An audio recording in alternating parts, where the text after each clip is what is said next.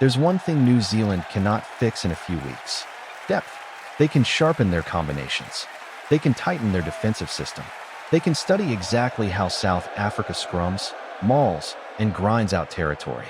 But once the hits start piling up over 4 tests, you find out something you can't coach your way around: how many genuine test-level players you actually have standing behind your starting 15.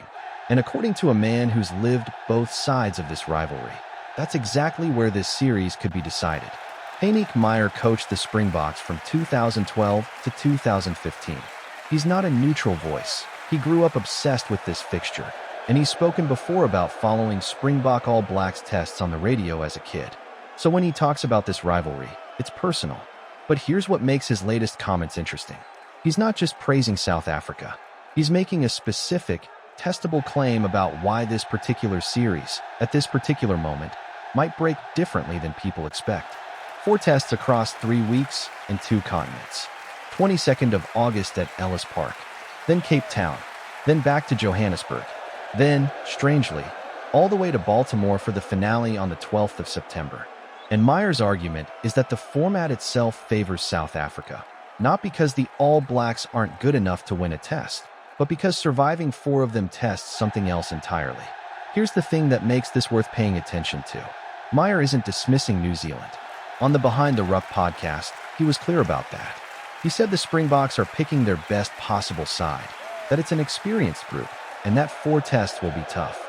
Then he added the line that's been repeated everywhere since: "We've got depth, and that's what the All Blacks don't have." That's not a throwaway comment.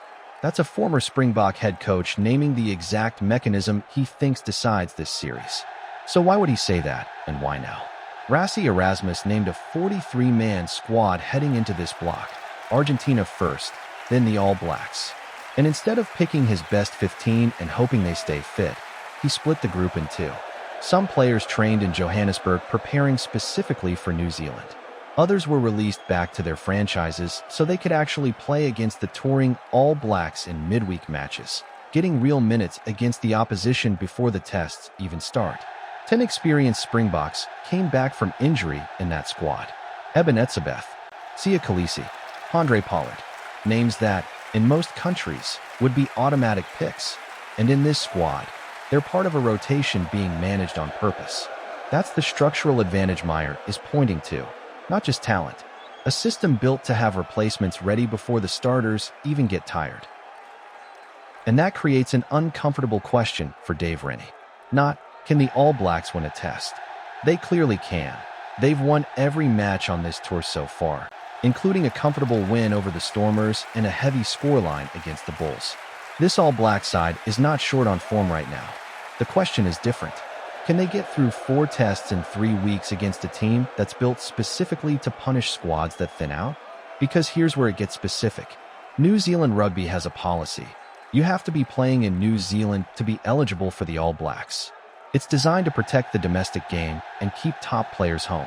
And it's a policy that shapes exactly who Rennie has available to him going into this series. Take Richie Mo'unga. 3 years out of the black jersey after leaving for Japan, that policy kept him out of contention entirely. He came home, resigned domestically, and regained his eligibility. He's now with the squad in South Africa, called up as injury cover after midfielder Billy Proctor fractured his shoulder. But even now that he's back and eligible, Rennie has said Mo'unga won't be considered for the first test.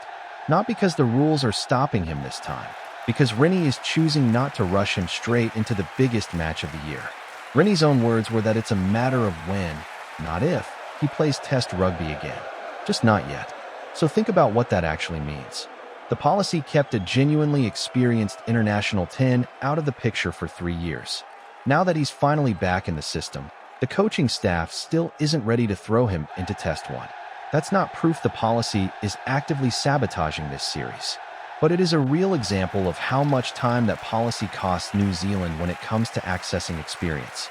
Time South Africa simply doesn't have to spend, because their depth was already sitting in the country. Compare that to what Erasmus has built. He's not waiting for injuries to force his hand. He's already rotating, already testing combinations, already building fitness into the group as a whole rather than leaning on 11 or 12 genuine stars and hoping nothing goes wrong. And this is where the debate really opens up, because it's not just about who has more good players sitting on the bench. It's about what kind of rugby wins when fatigue sets in. New Zealand want tempo. They want continuity, space, quick ball, the game moving fast enough that fitness and skill carry them through. South Africa want the opposite. They want to slow it down, win the set piece, turn pressure into penalties and territory, and let the scoreboard do the talking. Two completely different visions of how rugby should be played, and both teams are good enough at their version to make it work, most of the time. So which one wins over 4 tests? Meyer's answer isn't complicated. He thinks the modern game has shifted even further toward the Springboks' strength. Scrum, maul, set piece. And crucially, he says South Africa can now replace almost their entire forward pack without losing quality, bringing on a fresh front row and fresh locks deep into the game and barely feeling the drop-off. That's actually a change from his own era. Meyer has admitted that when he coached the Boks, they competed well with New Zealand for long stretches, but often faded late in matches. His own teams had the fight, they just didn't have the legs at the end. Now, he says, that weakness is gone. His exact words were that South Africa is the only team in the world with that kind of depth in the forwards. Maybe France as well, but nobody else close. And here's where it stops being theory and starts having a real data point behind it. Last weekend, the Springboks played Argentina in Buenos Aires. Not their best performance. Meyer said so himself. His description was that they knew they hadn't played well, that everything seemed to go against them, and they still found enough moments to win 17-10 without needing a perfect 80 minutes to do it. That's the part that should worry New Zealand more than anything else in this story. It's one thing to be dangerous when everything clicks. It's another thing to still find a way to win when it doesn't. A team that needs a perfect performance to beat you is beatable. A team that wins ugly, under pressure, that's a team that's figured out how to survive bad days. And over 4 tests in 3 weeks, there are going to be bad days. So here's the real shape of this series. South Africa has built extraordinary depth on purpose. 43 players, deliberately rotated, tested against real opposition before the series even starts. New Zealand, meanwhile, is playing well right now, but is working within a selection system that limits how quickly it can bring overseas experience back into the fold, even when that experience, like Mo'unga's, is standing right there in the camp. Rennie has to get his team through 4 tests in 3 weeks with a system designed to protect the domestic game first and the national team second. Erasmus has to get his team through the same 4 tests with a system built from the ground up to do exactly the opposite. So here's the question. Is Meyer right that depth is the deciding factor now?